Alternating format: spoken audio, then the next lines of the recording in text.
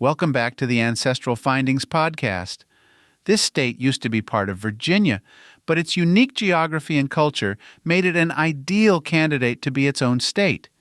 It received this gift in 1863 and has been the epitome of rural mountain living in the United States ever since. It has some unique folklore suitable to such an intriguing and unusual place. Let's investigate some of these tales from my home state of West Virginia.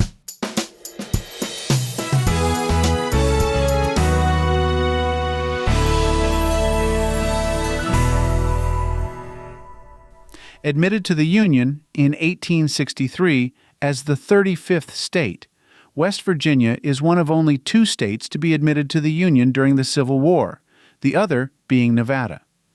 It is also the second time one state was created by carving territory out of another, the previous time being when Maine was carved out of Massachusetts. It used to be part of Virginia.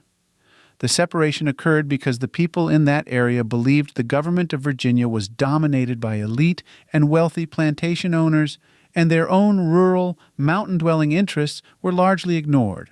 Also, the people of West Virginia were mostly opposed to slavery and did not want to secede from the Union, while Virginia was pro-slavery and pro-secession. So, West Virginia became its own state. Before that, it was inhabited by Native Americans for thousands of years. These Native Americans were quite sophisticated, farming and keeping flocks of turkeys early on, centuries before other tribes, and were among the first to build cabins in which to live instead of tents. They traded extensively with the early European explorers before the Europeans pushed them out of their territory. The Europeans who came to live there settled in mostly isolated communities in rural, mountainous areas. This created a distinctive culture and fascinating local folklore that is still present in the area today. Here are some of its highlights. The Mothman. If you ever saw the movie The Mothman Prophecies, you saw something that was based on a bit of West Virginia folklore.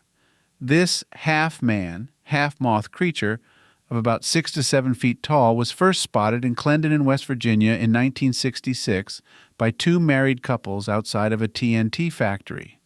A building contractor saw the Mothman later that same evening and described it as having eyes like the reflectors on bicycles. During the next year, there were more than 100 reported sightings of the Mothman, mostly in West Virginia, but also along the Atlantic coast. Sometimes those sightings were accompanied by encounters with so-called men in black, who were believed to be government agents.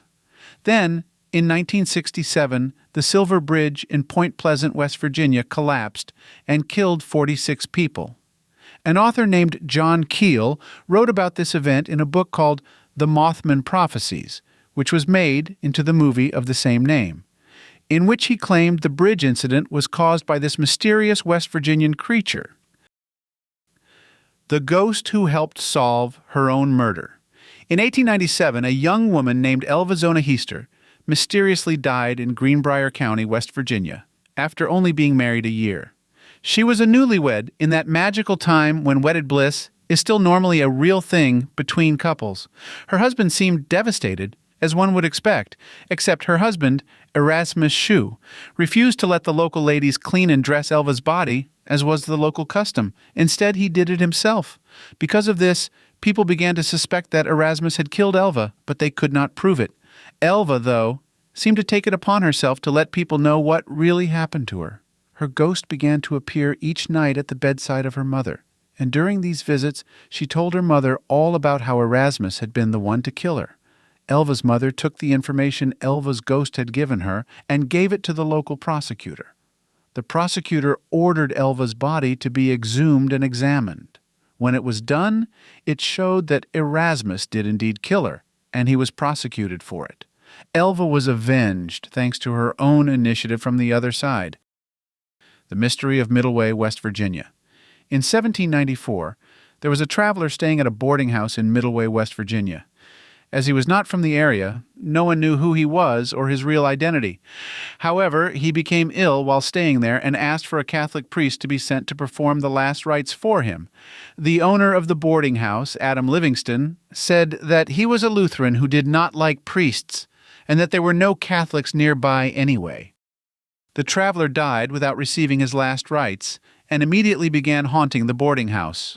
Almost from the moment he left his body, people at the house began to hear disembodied footsteps and found half-moons, and sometimes other strange shapes, mysteriously carved into their belongings. It unnerved Adam Livingston so much that he sent for a Catholic priest to come perform a cleansing on the boarding house. After the cleansing, the haunting stopped, and Adam gave his property, which consisted of 35 acres, to the Catholic Church. It still belongs to the church, with the Priest Field Pastoral Center being located on the property to this day. The Monster of Flatwoods. This monster isn't just some typical Bigfoot or Loch Ness monster type of creature. In fact, it is entirely unique as far as anyone can tell. Roaming the area of Braxton County, West Virginia, this creature has long, thin arms and resembles both a human and an owl. Anyone who has come into contact with it has reported becoming quite ill afterward, usually with hay fever symptoms or severe nausea. One such encounter occurred in 1952 when a group of people went out into the woods in Braxton County to explore some mysterious lights they thought might be from a UFO. Instead, they came face to face with the Flatwoods monster, and all of them reported being ill for some time afterward. No one knows what the creature is. Some think it is a hybrid between an evil shadow person and an owl. Others believe it is an extraterrestrial being.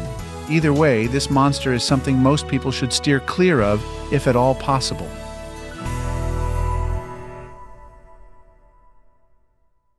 Thank you for listening and subscribing to the Ancestral Findings podcast. For additional resources, visit ancestralfindings.com. You can download a free ebook, request a free genealogy lookup, and even participate in our weekly historical postcard giveaway. If you want to support us in more ways, consider supporting us on Patreon or PayPal. Every contribution helps to keep the lights on. From all of us at Ancestral Findings, thank you for being an integral part of our family history community since 1995. I hope you have a wonderful day, and as always, happy searching.